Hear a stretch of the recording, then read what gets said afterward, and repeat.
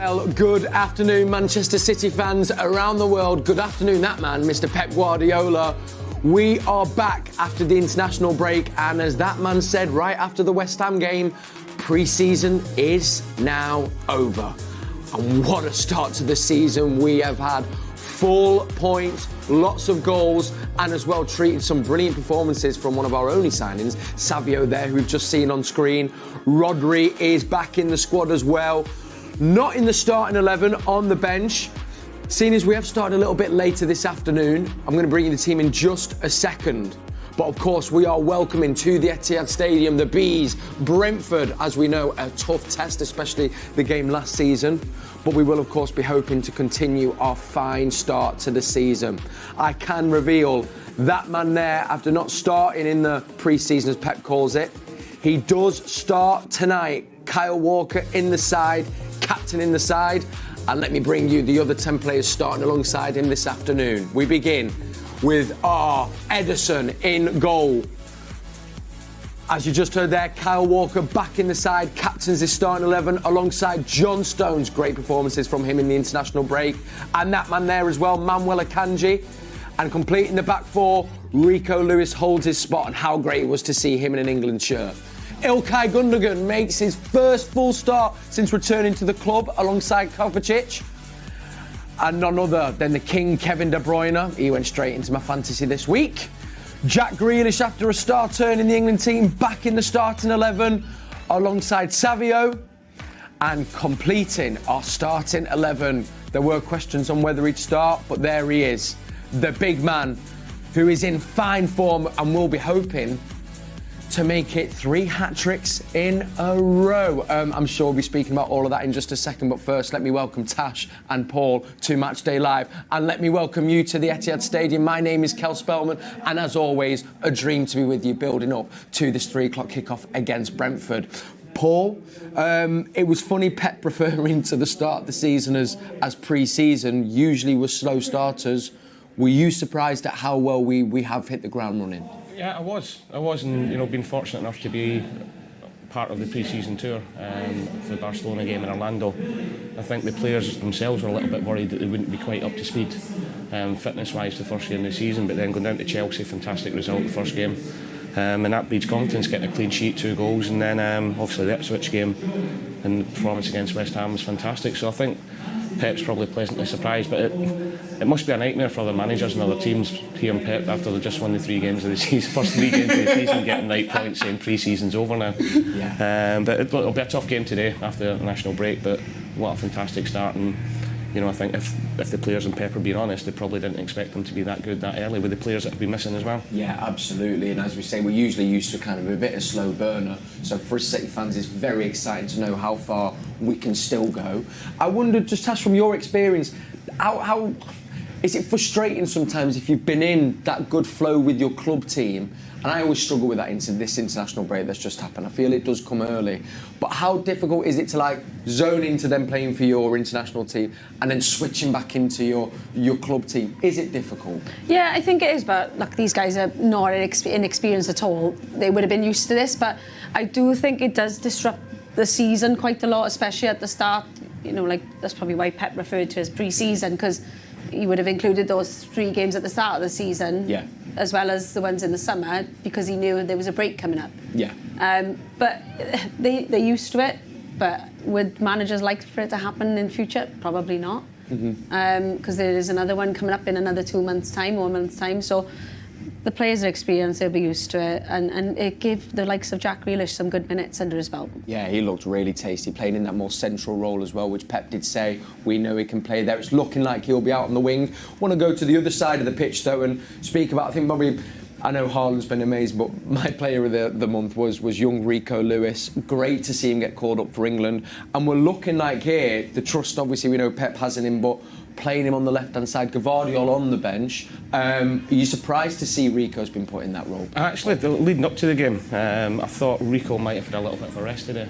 He's been outstanding since he came in. I think today, with the pace Brentford will have in the break, I thought it was ideal to bring Kyle back in. So I thought Rico might have had a little break, but confidence-wise for Rico to have Kyle back in the team and then he's still starting is massive for him. It shows you the faith that Pep's got in him. And as you said, he's probably been... Erling will get all the plaudits all the time because his goals, but he's been the player of the season so far. I know we're only 3 games in. And his performance for England, playing out of position the other night at left back, we'll probably see him today, was outstanding. So it just goes from strength to strength, gets better and better. And it looks as if...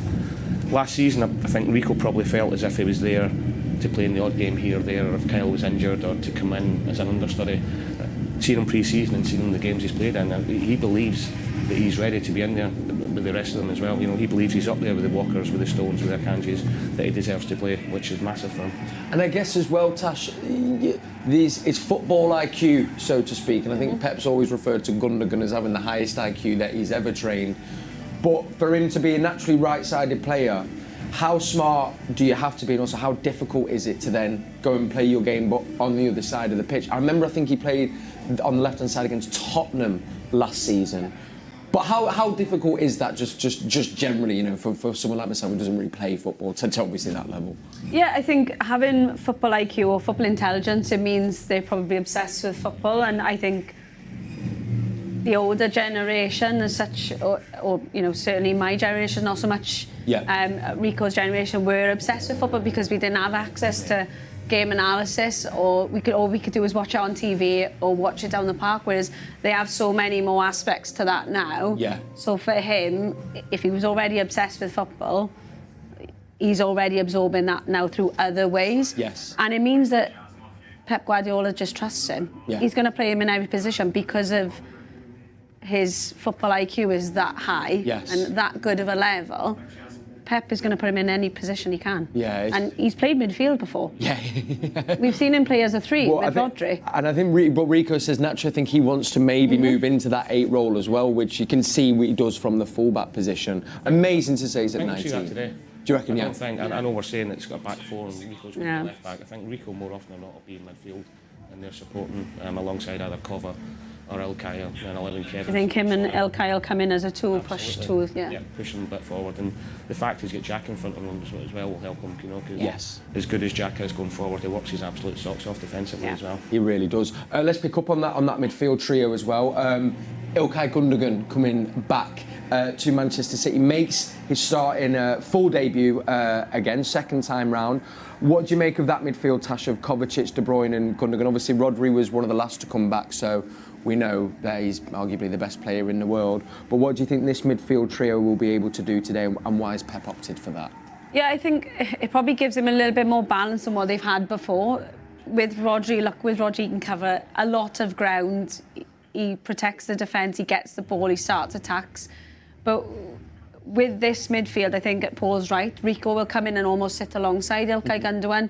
So you'll look like a box midfield, but then you're just creating overloads. And that's what they'll try and do, especially if Brentford are going to only play 2 or 3 in midfield. That's what I think, that's why Rico's coming in. But for me, I mean, it's still one of the best midfields in the world, and we're still missing someone who's potentially going to win the Ballon d'Or. Yeah, absolutely. I mean, it's frank. We were just saying that bench, I mean, we always say it is an absolute joke today. We are going to focus on the big man a little bit later on in the show, don't worry. But Paul, you've always sung Jack's praises. I think he's been honest that his difficulties last season, I think for stuff as well that was going on off the football pitch. He had the start for England playing a bit more centrally. I also had a great pre-season. It was really gutting that he picked up that little niggle. I do feel like we're going to start getting to see the best of Jack again. And just how crucial is he to this Manchester City team? Because I think that goes underappreciated at times. It does. He's massive, and I'm delighted for Jack. Saying he looked so good pre-season, close season, he worked his socks off. You know, he was devastated what happened getting left out of the England squad. But what it has done, it's gave him that bit between his teeth to really kick on again. He knows how disappointing last season was for him. And then obviously, good pre-season, then picking up that niggle before the first game of the season against Chelsea, which he probably would have started. And then coming back in against West Ham, I thought he was really, really good. These 2 performances for England, so confidence-wise, he's back where he should be. But as in his importance to the team, you just got to look back at all. When Jack's playing well, he starts in all the big games. Whether it's Champions League, whether it's Arsenal home and away, whether it's United home and away, whether it's Liverpool home and away. If Jack's been fit, Pep starts in the game, so that shows you how important he is. Especially when we had that, when we did the treble as well. That run. I mean, Jack arguably was probably He's the best player. Yeah, completely. And is the parts of his game, because I love that I get the luxury of getting to sit with you guys and you see the game from a kind of different point of view and can point out things that maybe the fan would miss. It does feel that maybe sometimes, I mean, some City fans, but fans from outside probably miss what he does bring to the football pitch, whether that's dragging players into positions they don't want to be or even his ball retention. There is probably a lot more facets that probably go unnoticed, I think, a little bit. Tash. I think, yeah, just to echo what Paul has said, I think what Jack is really good at, especially under Pep, he's very good at controlling games. Pep brings him on when City are in a very high transitional game. Yeah. I remember when, I can't remember what game it was last season. I think it might have been maybe the Liverpool game. And it's just really transitional. Brings Jack on, he controls the ball, he keeps hold of it. Yeah. Drags players over, gets a foul, creates something for others, maybe space or whatever that might be. So what he's really, really good at, and I don't think he gets enough praise for, he is very good at controlling the game of football. Stops counter-attacks, just gives the other players a breather and just starts again. I think that's why Pep brings him on in games that are very high transition. Yes. And probably fans don't see that because it's not something that is always talked about. Yeah, or catches the eye, so to speak. Yeah, but I think when City won the Champions League that season, when Jack Grealish was probably at his best for City, I think he started well in pre-season, and I think that's what this season will be like for him. I think he's had a really good start, got a couple of minutes for England, and I think we'll start to see what Jack Grealish can always do on a consistent basis. Would you like to see him play centrally? I just like to see him on the pitch.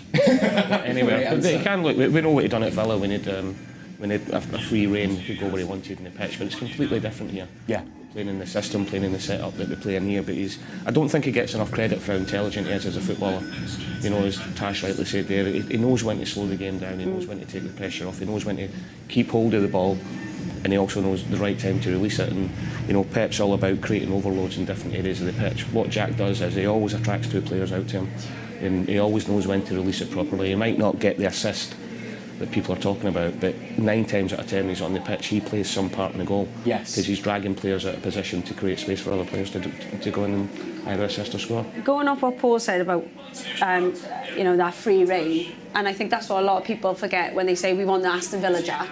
It's very different here. Yeah. Here it's very structured. They know what to do. Okay, when you get to the final third, you do whatever you want. But I think the systems are different, like Rico said in his interview. Yes. If I had done what I did for England with Pep, he would have shouted at me. Yeah. So I think with Jack, he has a purpose with Pep on the system that they play and the position he plays. He's there for a reason because it might work to City's strengths. Yes. Whereas Jack at Villa had a free rein because they didn't have anyone else to do it. Yes, yeah. He's the best player at Villa. Yeah. Yeah. So, and I think that's the difference. Yeah, absolutely. Listen, let's get some thoughts from our commentary team today. It's Alistair Mann with Andy Morrison. We can see what they made of the starting 11, and they're also going to bring us how the Brentford team are shaping up. Thanks, Cel. Welcome to Pitchside. My co-commentator today, the former City captain, Andy Morrison. Andy, we had a chance to digest the City team. 4 changes. Any real surprises for you?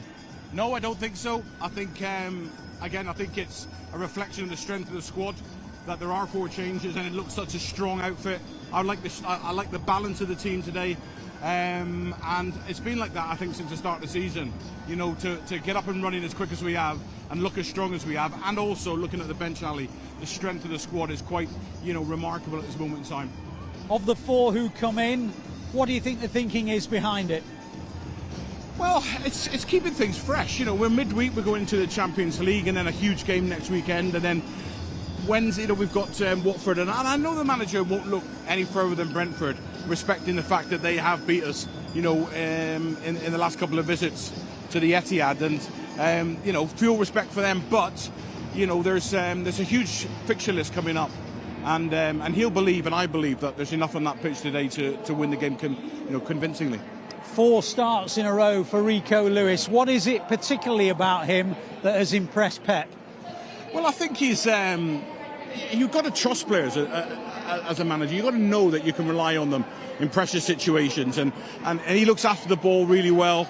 There's an energy and an enthusiasm. I'm not saying it comes from youth, but there's a fearlessness in the way he plays. And when you look at his stature and I was fortunate enough to play with Sean Wright-Phillips, and Sean wasn't huge, but he had a heart the size of a lion's, and Rico reminds me in many ways, if there's a tussle and the ball runs away, there's an energy and an aggression to recover possession, and for the manager to play him in 4 games and start him, I think that speaks volumes, and his confidence, I'd imagine after it cannot be any higher. I mean, the boy must be bursting with confidence at the moment. Are you bursting with confidence when you have a quick look at the Brentford lineup? Looks like they've got a lot of defenders today. Yeah, they have, and I've seen them a couple of times this year, Ali, and I thought they tried to play out a little bit more. I thought against Liverpool, I thought they tried to move the ball through the thirds, but today, I think the detail in City's press, I think they'll be careful, and and they've got a threat up front in the two, in Bumu and Wusa. They've got a real threat, and they're also very big on set plays. So we don't want to give too many set plays against, because you can have a set play 20 yards outside their box, and they will put it onto the edge of your box where the keeper can't get involved with height, and it's very, very effective how they do it. And with Pinnock, who's a giant, they're always looking at the second phase. So City are going to have to be really, really switched on for the second phase in around the box for them knockdowns. But your thought tells you what about today's events? I'm really confident, I'm really confident. I've just seen so much this season so far where so many players seem to be in the right zone at the moment, and creating loads of chances, and it'll always be, the result will always be a reflection of our finishing, because we will create 8, 9, 10 chances today. If we take 3 or 4 of them, it'll be, a comfy afternoon. Well, we've talked about the Brentford team. This is the lineup, by the way. Flecken in goal, then it's Vandenberg, a new signing from Liverpool, Ethan Pinnock, Christian Norgard, Johan Wissa, Raymond Bummo, Christopher Ayer, Nathan Collins, Keane Lewis Potter, Mikkel Damsgaard and Vitaly Janelt. It's a couple of changes from their last game. Remember, they've won 2 of their opening 3 matches, so there'll not be a pushover, but we're very much looking forward to it. Back to you, Kel. Thank you, Ali. Thank you, Andy Morrison as well. Remember, you can get commentary with them over on the City app. Paul, looking at that team, what were your thoughts, and how are Brentford going to try go about today's game and obviously try and stifle us and maybe try and nick a goal, which they have done in the past? They'll be super organised, as all Thomas Frank's teams are, and we have struggled against them here. I fully expect them to. It looks as if the guys are saying a back 4 there, but I think it'll be a back 5 with 3 in midfield, and they'll look with Vissa and Blemo up front to hit us in the break with the pace that they've got.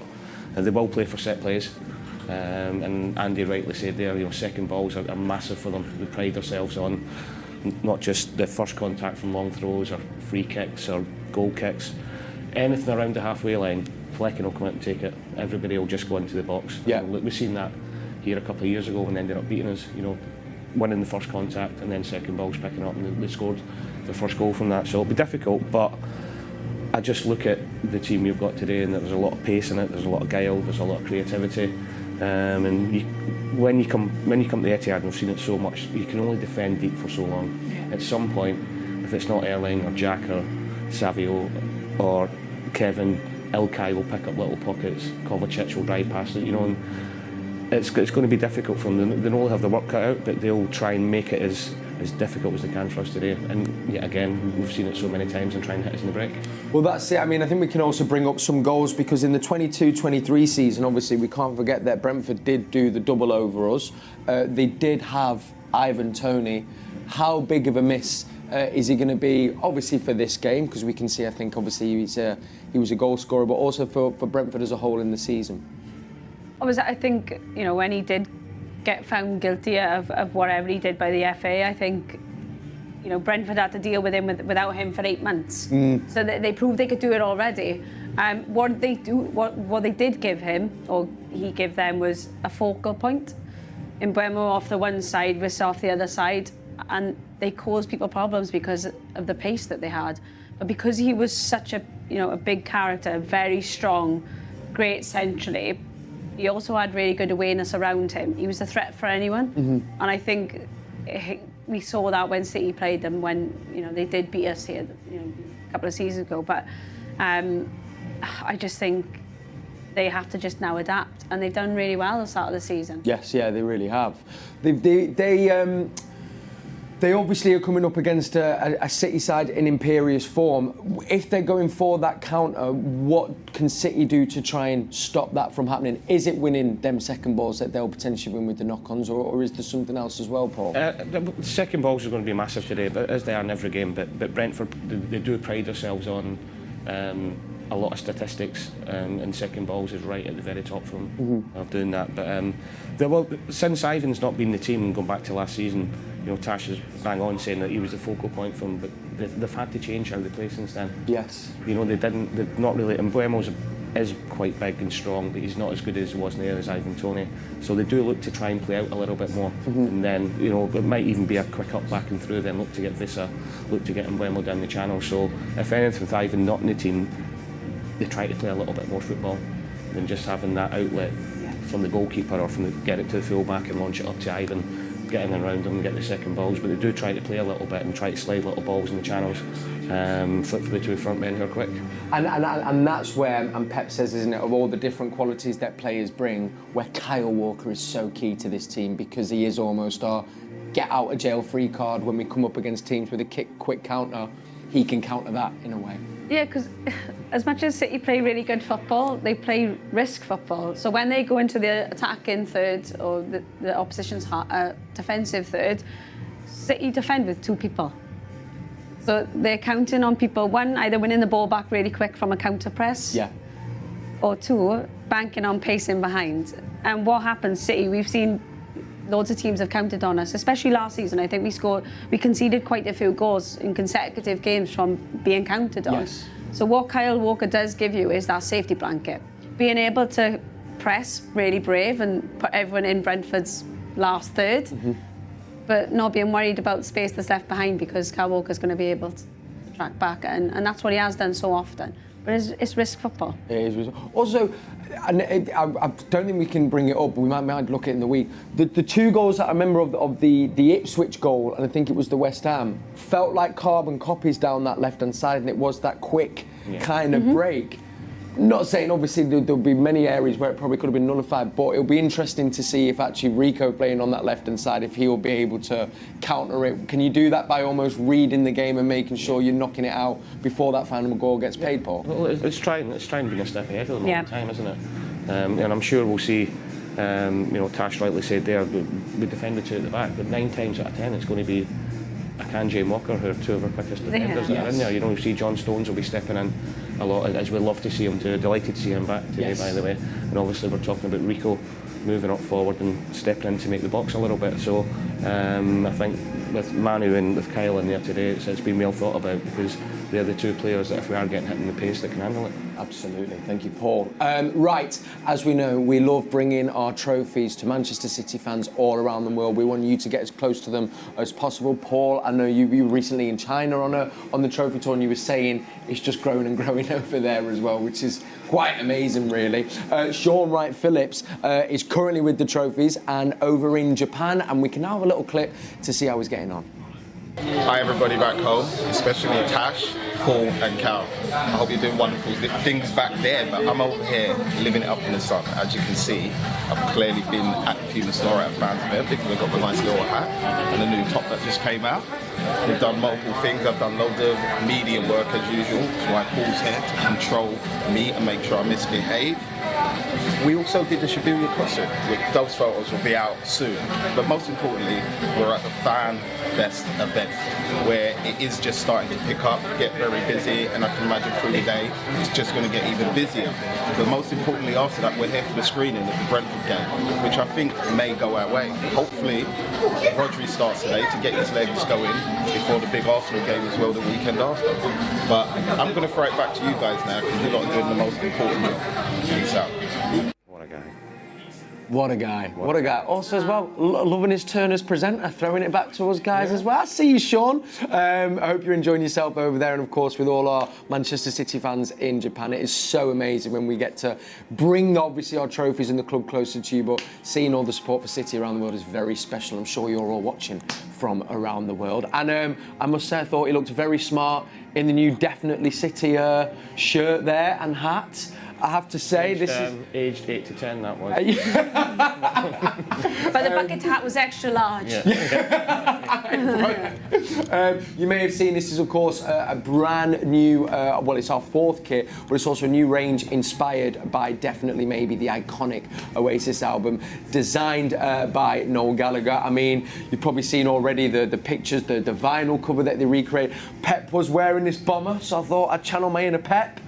Pep did wear it better, I know, but I still love the stuff as well, and I think the shirt is so smart, which we will get to see worn on Wednesday against Inter Milan, the start of our Champions League campaign. We're speaking about that at full time, but that is where we're going to see our 4th shirt in action, and make sure you check out that range, because I have to say, it is beautiful stuff. Right, let's talk Ballon d'Or. Now, Manchester City have 7 players total nominated for the 2 awards. I'll run you through them. Rodri, Haaland, Diaz, Foden, Hemp, Hasegawa and Shaw. I think we have to begin just with the conversation that's kind of all around Europe, really. For me, the most deserving winner of the Ballon d'Or is Rodri. Would you agree? And do you think, where are his chances? Because obviously in Spain as well, doing what he did with the Euros, do we think it could be his year? Yeah, I think without that, I think me and Paul have had this discussion already. I think what he's done is phenomenal, and I think Paul made a really good point outside, was for him, when he misses games, to have such an impact on a team that can't win when he's not in the team. I think that says it all. Yes. And it's not to discredit any of the other players that City have got, but I think it just shows the impact and the command that he has on the game of football. Yes. And you saw as well what he did with Spain. I love the guy. I think ever since he won us the Champions League, I think he's always going to have everyone else's votes, but I think from a performance perspective and the consistency as well, never really missing a game unless he has to. Well, and that's it. I mean, I think as well, I feel like it didn't get enough of the praise that it should have got. When he went on that, it was, I can't remember now, it was around like 54, 55 games, unbeaten, club and country. That was drawing our treble winning campaign as well. But I mean, it was I feel like he almost just got brushed aside, like, yeah, it's quite cool. But that's an unbelievable feat. That I think was unparalleled and will be unmatched in football. I don't know if that will ever happen again. No, I don't think it will either. He's just a wonderful, wonderful footballer, and his game's evolved as well. Yes. From when he first came in, the first couple of seasons, he was seen as that number 6, as the defensive midfielder, putting out fires, giving the balls to your De Bruynes and your Grealishes, and letting them Fodens and letting them go and play. But now he plays a lot further up the pitch as well. You know, he's getting assists, he's getting goals, he's still doing all the other stuff that he was been doing. Yes. And he's turned around to an all-round, for me, the best midfielder that's out there at the minute. Yeah. And you know, we've spoke about it before. You take him out of a team and you've got stars like Foden, De Bruyne, all the Bernardo Silva, all these wonderful players we've got. And it's that noticeable that he's not in the team, and that's the highest praise you can give him. Yeah. And I think, wasn't it his highest goal scoring season last year? Yes, yeah. And obviously then taking that momentum and consistency into the Euros. And I always think, and as Paul, you'll understand, if people don't talk about you a lot in football, it means you're doing the right thing. Yes, yeah. If they're talking about, you're either doing the wrong thing or you're doing something out of this world that people can't comprehend. Yeah. He's almost like that grey man. Yeah. And I think that's just compliment to him and how he goes about his game. He really is. It's a tragedy if he doesn't win it. I agree. Yeah, I think it'd be absolute daylight robbery this year. So listen, we're putting all the positive vibrations out there that Rodri does get crowned the best player in the world, as we all know. He absolutely is. Of course, as well, great to see Foden in there as well. I mean, he's won every award, possibly domestically. But also a word on Hemp, Hasegawa and Shaw. I mean, Bunny Shaw, as we know, an amazing goal-scoring season. But for me, my player of the season in our women's team was Hasegawa. I could watch that girl play football all day. But great to see those three representing Manchester City as well, Tash. Yeah, I think, you know, I feel a little bit sorry for Alex Greenwood. I think she should have probably deserved a little bit of a nomination. I think she had a really, really good, strong season as well. But for me, Bunny Shaw, you know, the goals and the accolades that she had won last season, PFA Player of the Year, Football Writers Player of the Year, Man City's Player of the Year, Barclays Player of the Year. But again, I'm not sure she'd be able to win all of that without Hasegawa, if I'm honest. Yes, so for me, I think Hasegawa, incredible player. Very similar to what Rodri's like in the men's game. Yes. Does all the hard stuff, probably starts the play that ends up in a goal, but it probably go unnoticed. So Yeah. She is class. And Tash as well, we'll be bringing you a match day live before the game against Arsenal next week as well. We which I are. think is around a 12:30 kickoff, so make sure you come join us. It's a double Arsenal whammy. We've got that for the women's game, and then I'll also be bringing you the men's game as well. Now, let's talk about City in the community. And by the way, don't worry, we're going to speak about the big man before the end of the show. We've just, we speak about him a lot, but we will be speaking about him very shortly. But first of all, I want to talk to you about City in the community. We've got a brand new campaign launching. You could be in with a chance to win tickets to that Arsenal game here at the Etihad Stadium next week. So let's head to Ali, who is now with Lisa McKay, and I can explain how you could win these tickets. Yeah, thanks, Kel. With me is Lisa McKay from City in the community. Obviously, very passionate about empowering healthier lives to, well, every person really involved, particularly through things like youth football. Can you tell us a little bit more about the kind of things that you're doing?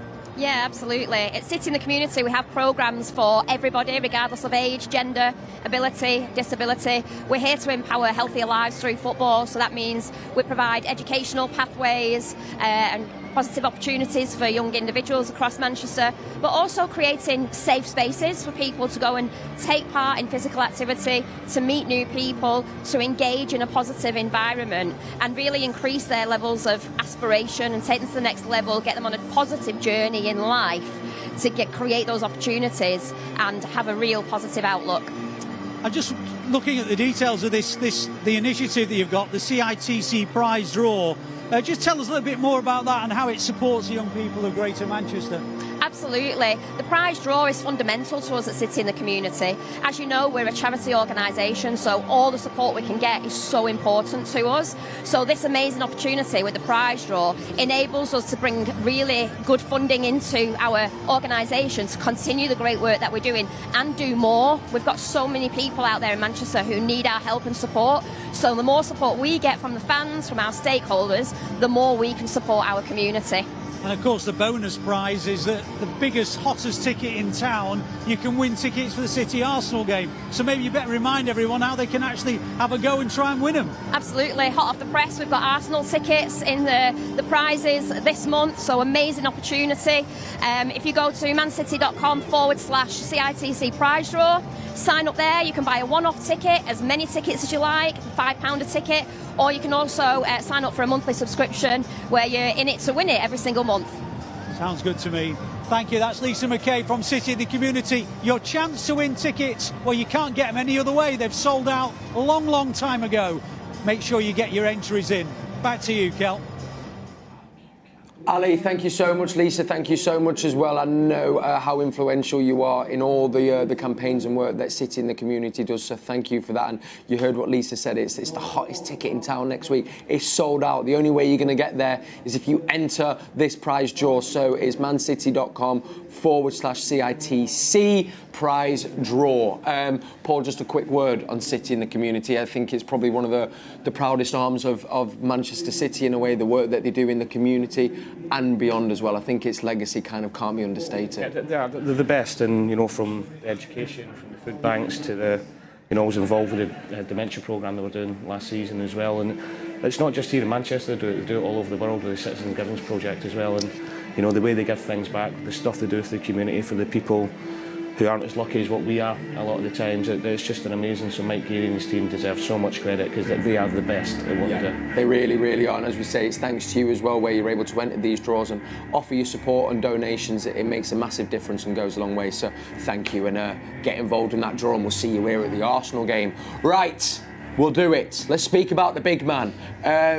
Tash, I've run out of superlatives and adjectives to talk about him, but I want to begin by saying, could he do it? 3 hat-tricks in 3 games?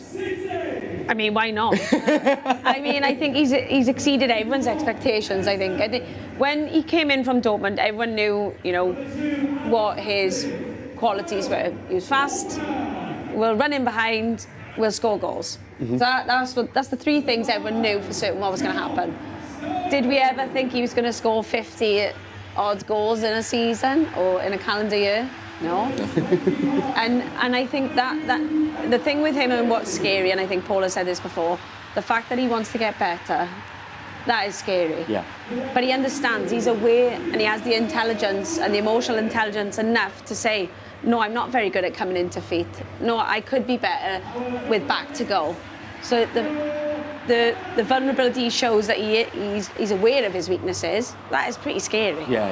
It is it's frightening. So, and for anyone, and you know, Paul is a legend.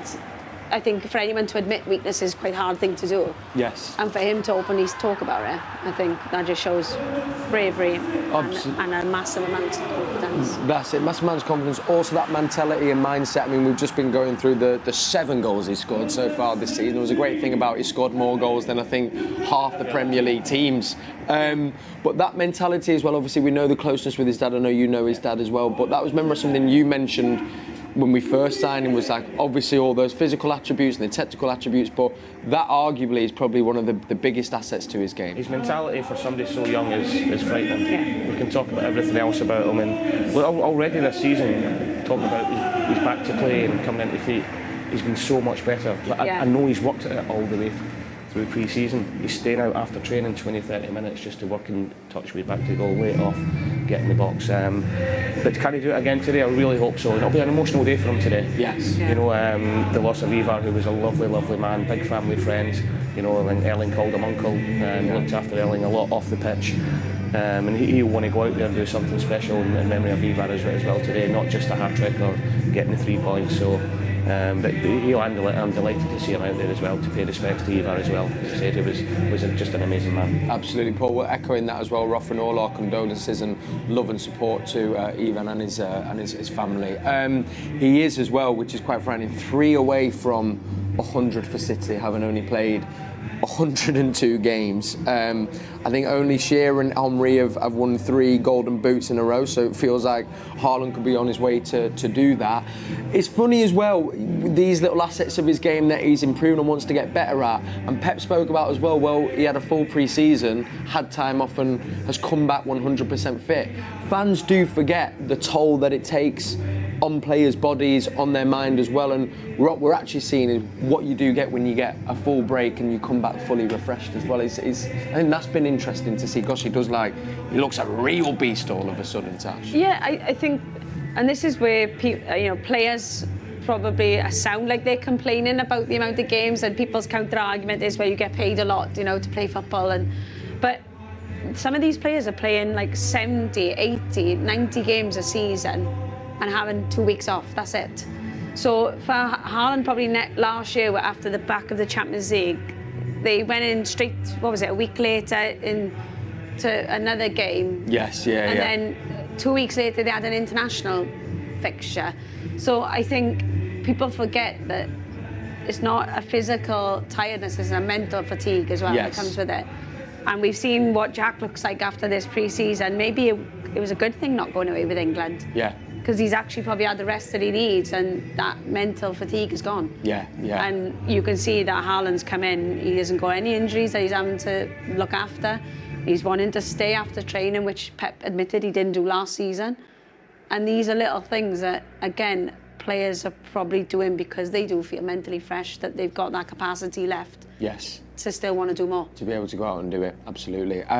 Also, I do have to say, though, that Watford game where we've only got 2 days in between is an absolute madness. But if there's a squad that can deal with it and a manager, it's Pep. Listen, the countdown's starting here in the stadium, so only a couple minutes to go. So, final thoughts before I'm going to hand over to Alistair and Andy. Paul, is it just going to have to be business as usual and City doing what we've seen them do in the opening 3 games of the season? Yeah, and they're used to it. Just patience as well, I think. You can't, if you can score an early goal, fantastic, but Brentford are going to be tough to break down. I think that the players know that, but just be patient and keep doing what they're doing. So at some point, the way we keep the ball, the way we keep probing, once tiredness kicks in towards the end of the game, first thing that goes is your concentration, and just look for the little spaces that you can get. Yeah, and maybe as well we'll be bringing on a few of them players off the bench as well a little bit later on. So players in the Mez means that I have to get predictions. So Tash, I'm going to come to you first. What is your prediction for today's game? 3-1 City. 3-1 City. Love that, Paul.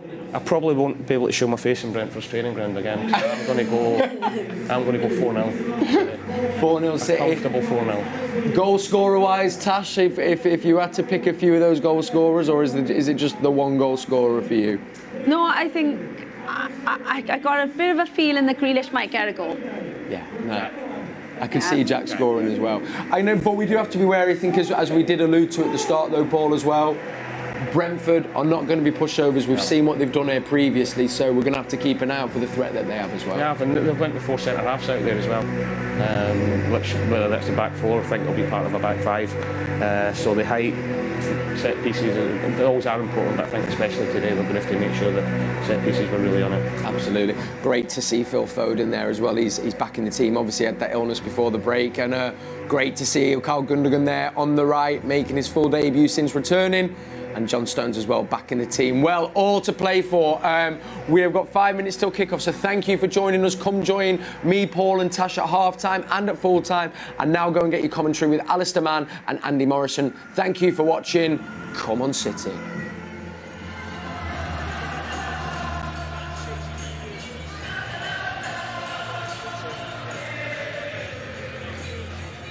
Thank you, Kel.